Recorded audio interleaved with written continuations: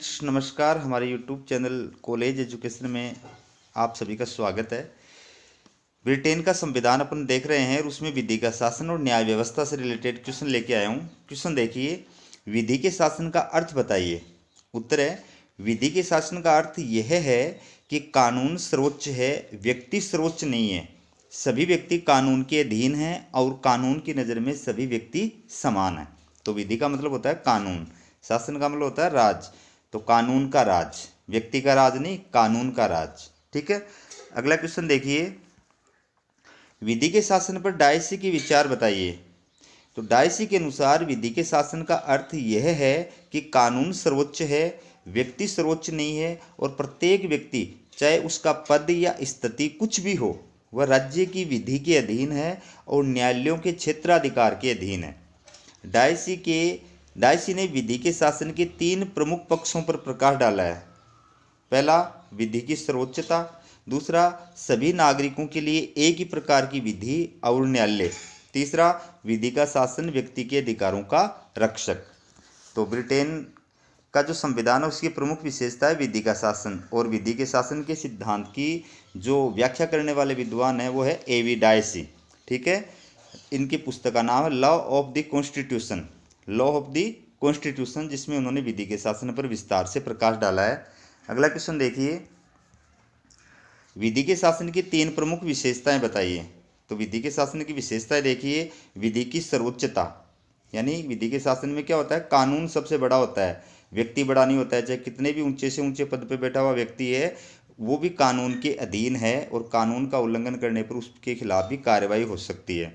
दूसरा, सभी नागरिकों के लिए एक ही प्रकार की विधि और न्यायालय।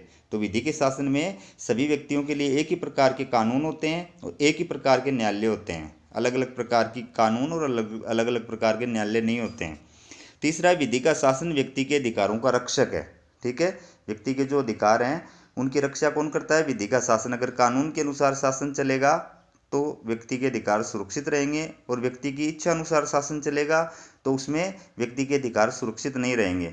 अगला क्वेश्चन देखिए, विधि के शासन की सीमाएं बताइए। सीमाओं का मतलब जहाँ पर विधि के शासन का उल्लंघन होता है, विधि का शासन जहाँ पर काम नहीं करता है। ठीक है, तो पहला है अधिकारियों की विवेकात्मक शक्तियाँ। दूसरा है लोक सेवा अधिकारियों के संबंध में विशेष स्थिति। तीसरा है प्रदत्त व्यवस्थापन। चौथा है प्रशासनिक नियम और न्यायालय। तो ये जो व्यवस्थाएं पाई जाती हैं, इन व्यवस्थाओं की वजह से विधि के शासन के सिद्धांत का उल्लंघन होता है। जैसे कुछ अधिकारियों को अपने विवेक के अनुसार कार्य करने की शक्तियाँ मिल जाती है, तो वहाँ पर वो कानून के अनुसार काम नहीं करता है, वो अपने हिसाब से अपने विवेक के अनुसार काम करता है। इसका मतलब फिर वो विधि से बड़ा हो गया। इसी प्रकार से लोक सेवा के जो अधिकारी होते हैं उनको कुछ विशेष प्रकार के अधिकार प्राप्त होते हैं जो आम आदमी को प्राप्त नहीं होते हैं। फिर प्रदत्त व्यवस्थापन की प्रथा जो है, इस प्रथा की वजह से भी विधि के शासन का उल्लंघन होता है। इसके अलावा प्रशासनिक नियम और न्यायालय होते हैं, ठीक है, उससे भी विधि के शासन का उल्लंघन होता है। अगला क्वेश्चन देखिए, ब्रिटिश न्याय व्यवस्था की प्रमुख 4 विशेषताएं बताइए। पहला है विधि का शासन। दूसरा है न्यायपालिका की सर्वोच्चता। तीसरा है संसद की सर्वोच्चता। चौथा है जूरी प्रथा। जूरी प्रथा क्या होती है वो आगे है, देखो। जूरी प्रथा से क्या तात्पर्य है? उत्तर देखिए, जूरी प्रथा का अर्थ है कि न्याय व्यवस्था में साधारण नागरिकों को शामिल करना। मतलब जूरी प्रथा ब्रिटिश न्याय प्रणाली की एक प्रमुख विशेषता है। इसमें न्याय व्यवस्था की निष्पक्षता और उसमें जनता का विश्वास बढ़ाने के लिए आम जनता के कुछ प्रतिष्ठित व्यक्तियों को न्यायिक प्रक्रिया में शामिल कर उनकी राय के आधार पर न्यायाधीश द्वारा किसी दीवानी और फौजदारी मुकदमों में निर्णय दिया जाता है। अगला क्वेश्चन देखिए, ब्रिटेन में सर्वोच्च न्यायालय की स्थापना किस अधिनियम द्वारा की गई है? तो ब्रिटेन में सर्वोच्च न्यायालय की स्थापना संसद द्वारा पारित संवैधानिक सुधार अधिनियम 2005 के तहत की गई है। संवैधानिक सुधार अधिनियम 2005 की धारा 23 में ये प्रावधान किया गया है कि यूनाइटेड किंगडम के अंदर का पूरा नाम या इसमें कौन कौन से शामिल है, इंग्लैंड, वेल्स और उत्तरी आयरलैंड का एक सर्वोच्च न्यायालय होगा, जिसमें मुख्य न्यायाधीश सहित 12 न्यायाधीश होंगे, जिनकी नियुक्ति सम्राट द्वारा की जाएगी। अगला क्वेश्चन है, ब्रिटेन में सर्वोच्च न्यायालय के मुख्य न्यायाधीश को किस नाम से संबोधित किया जाता है? तो ब्रिटेन में सर्वोच्च न्यायालय के मुख्य न्यायाधीश को 2 नामों से जाना जाता है। पहला है लॉर्ड चीफ जस्टिस और दूसरा इंग्लैंड और वेल्स के न्यायालयों के अध्यक्ष। अगला क्वेश्चन देखिए, संवैधानिक सुधार अधिनियम 2005 के तहत किन न्यायिक आयोगों का यूके में प्रावधान किया गया है? तो संवैधानिक सुधार अधिनियम 2005 के तहत यूके यानी यूनाइटेड किंगडम यानी ग्रेट ब्रिटेन में 2 न्यायिक आयोगों की व्यवस्था की गई है। पहला है न्यायिक नियुक्ति आयोग, दूसरा है न्यायिक नियुक्ति एवं आचरण ओम्बुड्समैन। अगला क्वेश्चन है, संवैधानिक सुधार अधिनियम 2005 का प्रमुख लक्षण क्या है? तो संवैधानिक सुधार अधिनियम 2005 का प्रमुख लक्षण है कार्यपालिका और व्यवस्थापिका से पृथक अस्तित्व वाली न्यायपालिका की स्थापना और न्यायपालिका की स्वतंत्रता हेतु संवैधानिक व्यवस्था। अगला क्वेश्चन है, न्यायिक नियुक्ति आयोग पर टिप्पणी लिखिए। तो संवैधानिक सुधार अधिनियम 2005 के तहत ग्रेट ब्रिटेन में एक न्यायिक नियुक्ति आयोग की स्थापना की गई है, जिसमें 1 सभापति और 14 अन्य आयुक्तों का प्रावधान किया गया है। न्यायिक नियुक्ति आयोग के सदस्यों की नियुक्ति सम्राट द्वारा लॉर्ड चांसलर की सिफारिश पर की जाती है। इस आयोग का प्रमुख कार्य न्यायिक अधिकारियों की नियुक्ति के संबंध में सिफारिश करना है, न्यायाधीशों की नियुक्ति के संबंध में सिफारिश करना है। अगला है ओम्बुड्समैन।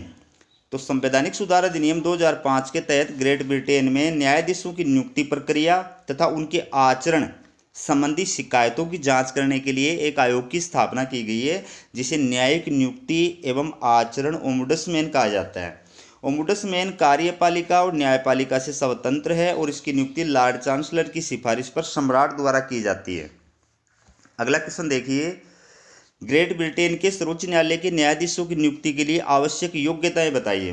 तो पहली, वह ग्रेट ब्रिटेन का नागरिक हो। दूसरी, उसे किसी उच्च न्यायिक पद पर कम से कम 2 वर्ष तक कार्य करने का अनुभव हो, या वह वरिष्ठ न्यायालयों में कम से कम 15 वर्ष की अवधि के लिए योग्य अधिवक्ता रहा हो, और वह न्यायाधीशों की नियुक्ति संबंधी न्यायिक नियुक्ति आयोग का सदस्य ना हो। अगला क्वेश्चन है, ग्रेट ब्रिटेन में न्यायाधीशों के चयन की प्रक्रिया बताइए।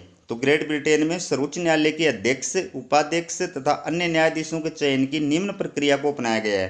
पहला, सर्वोच्च न्यायालय के अध्यक्ष, उपाध्यक्ष और अन्य सदस्यों की नियुक्ति प्रधानमंत्री की अनुशंसा पर सम्राट द्वारा की जाती है, किंतु प्रधानमंत्री उसी व्यक्ति की अनुशंसा कर सकते हैं जिसकी नियुक्ति हेतु लॉर्ड चांसलर ने अनुरोध किया हो, और लॉर्ड चांसलर भी ऐसा अनुरोध एक 3 सदस्यीय चयन आयोग की सिफारिश के आधार पर ही कर सकता है। और लास्ट क्वेश्चन है दोस्तों, ग्रेट ब्रिटेन के सर्वोच्च न्यायालय के लॉर्ड चीफ जस्टिस की 2 विशिष्ट शक्तियां बताइए। पहला है, इंग्लैंड और वेल्स के न्यायालयों का अध्यक्ष होने के नाते लॉर्ड चीफ जस्टिस इनमें से किसी भी न्यायालय में बैठ सकता है और निर्देश दे सकता है। दूसरा है, इंग्लैंड और वेल्स के न्यायालयों के अध्यक्ष के रूप में लॉर्ड चीफ जस्टिस वहाँ की न्याय व्यवस्था से संबंधित सभी स्थितियों के बारे में मंत्रिमंडल, लॉर्ड चांसलर और संसद को अवगत कराता है। तो दोस्तों, हमारा ये वीडियो कैसा लगा कमेंट करके ज़रूर बताएं। अगर वीडियो पसंद आए तो लाइक और शेयर करें और चैनल को सब्सक्राइब करना ना भूलें। हमारा वीडियो देखने के लिए आपका बहुत बहुत धन्यवाद।